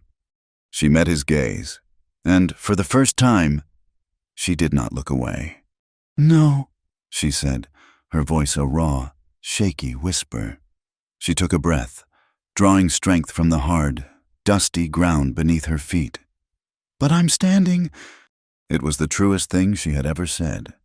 And as Jace Marlowe looked at her, a flicker of something profound respect, understanding, maybe something more passed through his weary eyes.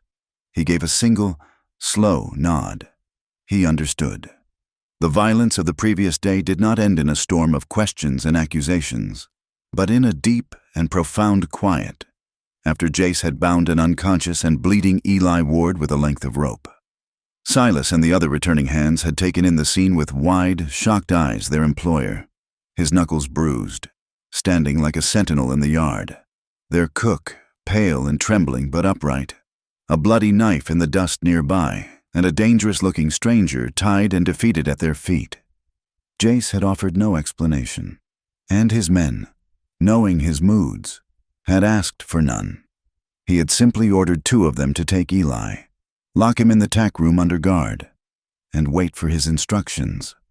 Then he had dismissed the rest, his unspoken command for silence hanging heavy in the air. Clara had spent the night in the cookhouse, not her small room. She couldn't bear to be confined in that tiny space. She had sat in a chair by the cold stove, one of Jace's new knives in her lap, and watched the shadows, listening to the slow, quiet breathing of the ranch. There had been a brief, cleansing rain shower just after midnight, a soft drumming on the roof that had felt like the world weeping and then washing itself clean. She did not sleep, but for the first time in a long time, she did not feel hunted. The monster was caged. The immediate terror had been replaced by a vast, echoing exhaustion, and a strange, fragile sense of peace.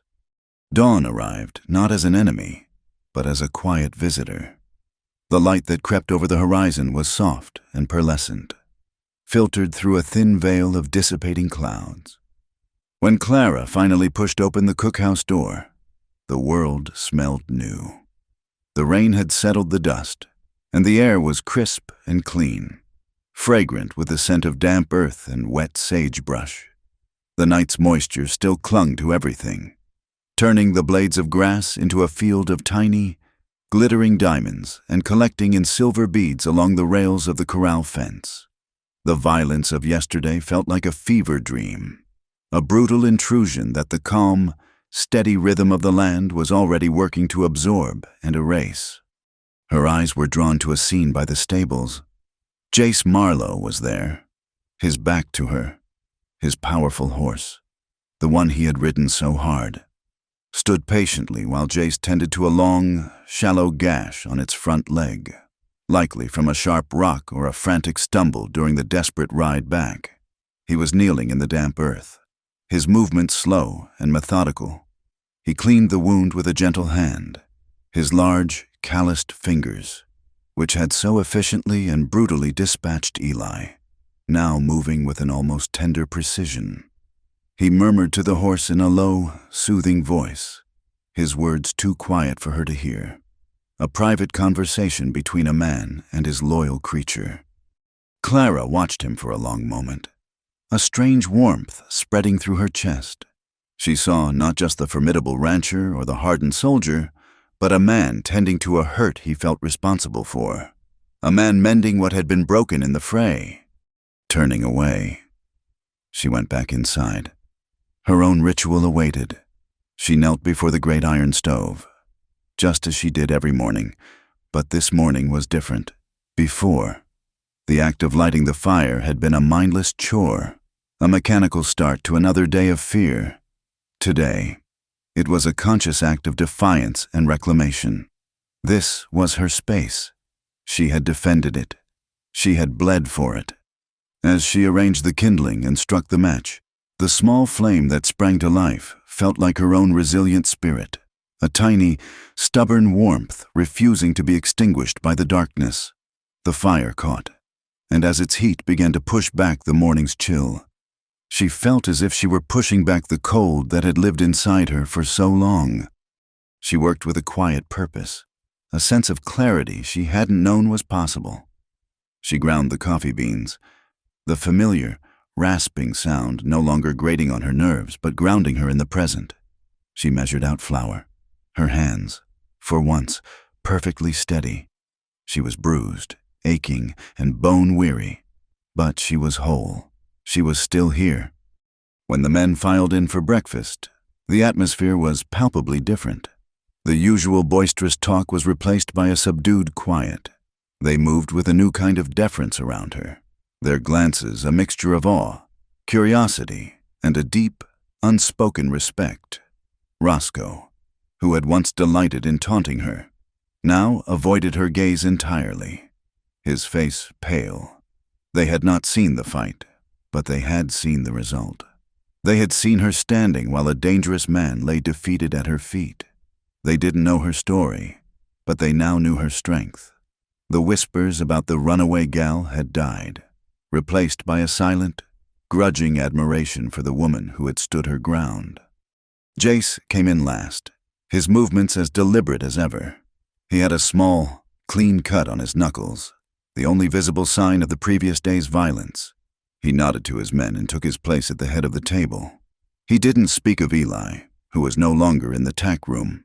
A single rider had been dispatched at first light, heading for the distant town of Laramie and the federal marshal. Justice would take its course.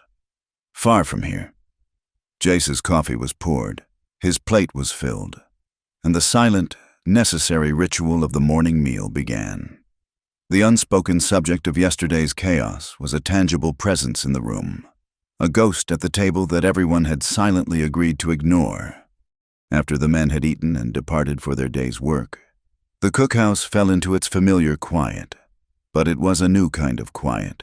It was not the tense, lonely silence of before. It was a peaceful, settled silence. Clara began the task of cleaning up, her hands moving through the warm, soapy water. The rhythm was the same as every other day, but she felt different. A fundamental shift had occurred within her, a settling of the earth beneath her feet. She heard the soft thud of his boots on the porch and knew he had come back. He stepped through the doorway, a tin coffee mug in his hand, and walked to the stove to pour himself another cup. He didn't speak, simply moved with a quiet, comfortable familiarity within her space. The silence stretched, but it was not empty. It was filled with everything that had happened between them, everything that had been said and done without words. He turned from the stove, leaning against it as he sipped the hot coffee. His gray eyes rested on her, and there was no pity in them, only a deep, steady calm. Clara dried her hands on her apron. She had to say it. The words were a weight inside her, a debt that had to be acknowledged. She turned to face him fully, her back straight, her chin up. Her voice, when she spoke, was low and clear, holding no tremor, no hint of the fear that had been her constant companion. "I owe you my life," she said. The words were simple, but they carried the weight of everything. Her rescue, his protection, the quiet promise of the lamp and the lock and the knives. It was the most honest, most vulnerable thing she had ever said to anyone. Jace looked at her for a long moment, his expression unreadable. The steam from his coffee cup rose in a thin, white plume between them. He considered her words, then gave a slow, deliberate shake of his head. "No," he replied, his voice a quiet rumble. He pushed himself off the stove and took a step closer. He was not an eloquent man. His truths were as spare and solid as the landscape he commanded. "You saved yourself. I was just standing nearby." He said it so simply, with such unshakable conviction, that the air left her lungs. He wasn't being falsely humble. He truly believed it. He was not a hero sweeping in to save a damsel. In his eyes, she was the one who had done the real fighting. He was a witness, a supporter, but the victory was hers. He was giving her back her own strength, her own courage. He was telling her that she had been the author of her own salvation. A feeling, warm and bright and utterly new, unfurled in her chest. It was the feeling of being truly seen, of being respected not as a woman, not as a victim, but as an equal. And for the first time in a lifetime, Clara Hensley smiled. It was not the small, hesitant twitch of the lips she used to placate or deflect. It was a real smile, one that started deep inside her and reached her eyes, crinkling the corners and lighting them from within. It was a smile completely free of fear, completely free of trembling. "All the same," she said softly. "Thank you." He simply nodded, accepting this, and the silence that fell between them now was a different element entirely. It was no longer a void defined by fear and uncertainty. It was a space defined by a shared experience, a quiet crucible of violence that had forged a bond between them stronger than any words. It was no longer the silence of two lonely, isolated people. It was the silence of understanding. A week passed, a week in which the world seemed to hold its breath and then slowly, cautiously, exhale. The federal marshal had come and gone, a grim, quiet man who had taken Eli Ward away in shackles without ceremony. The story Jace told him was spare and devoid of emotion, a drifter, a former hand with a grudge, an attempted theft, a struggle. He omitted the deeper, more complicated truths, shielding Clara with a wall of quiet authority. The marshal, a man who had seen enough of the world's ugliness, seemed to sense the shape of the things left unsaid and did not press for details. And just like that, Eli was gone, a ghost finally exorcised, his departure leaving not a void but a clean, quiet space. The rhythm of the Iron Mesa Ranch returned, but its melody had changed.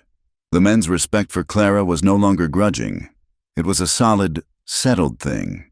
They spoke to her not as the hired help, but as one of their own, a woman who had faced down a darkness they could only guess at and had not broken.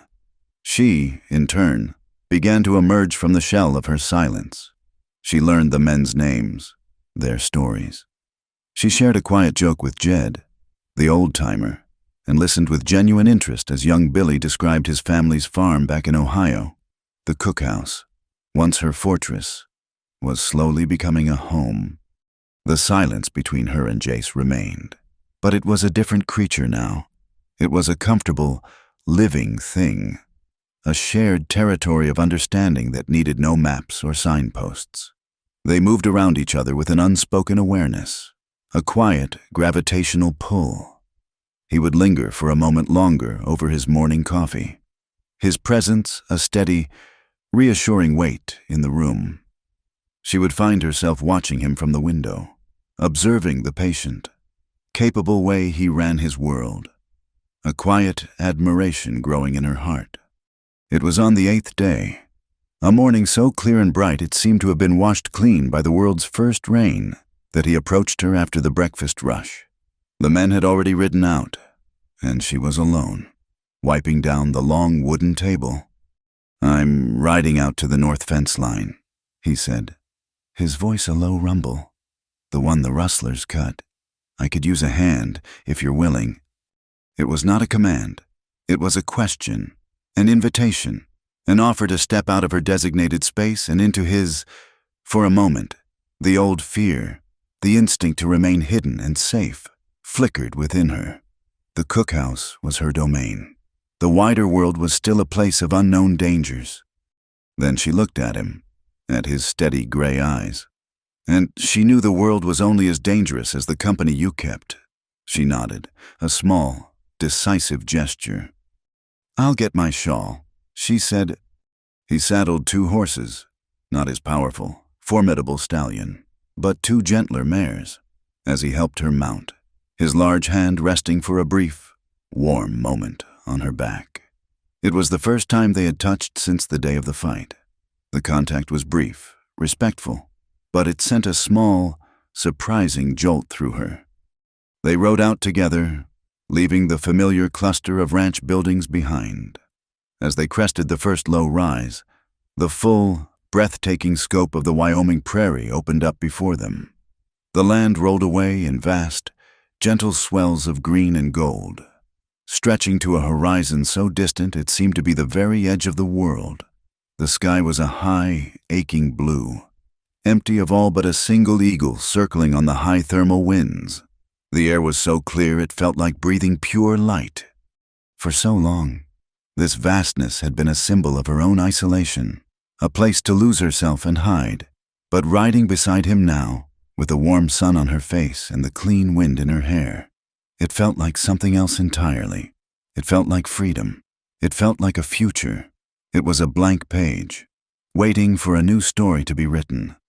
They rode in a comfortable silence for nearly an hour, following the faint track that led to the northern boundary of the ranch. When they reached the broken fence, the evidence of Eli's cheap diversion was plain to see. 2 heavy strands of wire had been snipped clean through. The posts on either side loosened. Jace dismounted and got to work with a quiet efficiency, and Clara, after a moment's hesitation, slid down from her horse to help. She had never done this kind of work before. Her world had been one of kitchens and sewing rooms. But she watched him, and she learned. He showed her how to use the tensioning tool to pull the heavy wire taut, how to set the staples to hold it fast. Her hands, accustomed to the heat of the stove and the softness of dough, were clumsy at first. The wire was rough and unyielding. The hammer felt heavy and awkward in her grip. But she persisted, her determination hardening into a quiet competence. Jace worked beside her, their movements falling into a natural, unspoken rhythm. He didn't criticize her mistakes or patronize her with easy tasks. He simply let her work, accepting her help as the offering it was. By midday, the fence was mended, the boundary restored. The wire was stretched tight and true, a testament to their shared labor. Clara leaned against a sturdy fence post, looking at their handiwork with a sense of deep, surprising satisfaction. Her back ached, her muscles were sore, and her palms were raw, a bright red blister already forming at the base of her thumb. But the pain was a clean, honest pain. It was the price of building something, not the price of being broken. And as she looked at the newly mended fence, she felt a lightness in her heart that was entirely new. Jace was packing his tools back into his saddlebags. He worked with his back to her, his broad shoulders outlined against the brilliant blue sky. The silence between them had been one of companionship, of shared work. But now, a new tension entered it, a sense of something unsaid, of a conversation that had to be had. He finished his task and turned to face her. He leaned against the post next to her, his gaze not on her, but out at the vast, empty rangeland that stretched before them. "Eli Ward is on his way to the prison in Cheyenne," he said, his voice quiet. "The marshal says he'll likely stay there for a very long time, for the rustling and for other matters they've been looking into." He paused. "You're safe now, truly." Clara nodded, her throat tight. Safe. It was a word she had dreamed of, a destination she had never truly believed she would reach. Jace continued, still looking out at the horizon. "I know this place. It holds bad memories for you now. The world's a big place. You've got your own life to live. Away from all this." He finally turned his head, and his gray eyes met hers. They were clear, honest, and held a deep, surprising vulnerability. "If you want to leave," he said, his voice even, "I'd understand. There's a stage that leaves from Laramie every week. I'd see you to it myself. Make sure you were provided for." He was offering her an escape, an honorable discharge. He was giving her back the world, with no strings attached, no debt to be paid. He was setting her free, not just from Eli, but from any obligation she might feel toward him. It was the most selfless, most respectful thing anyone had ever done for her. She looked away from him, out at the golden prairie, at the land that had been her refuge and her prison. She thought of the long road that had brought her here, the fear and the loneliness. She thought of the past, a dark, suffocating room she had finally broken out of.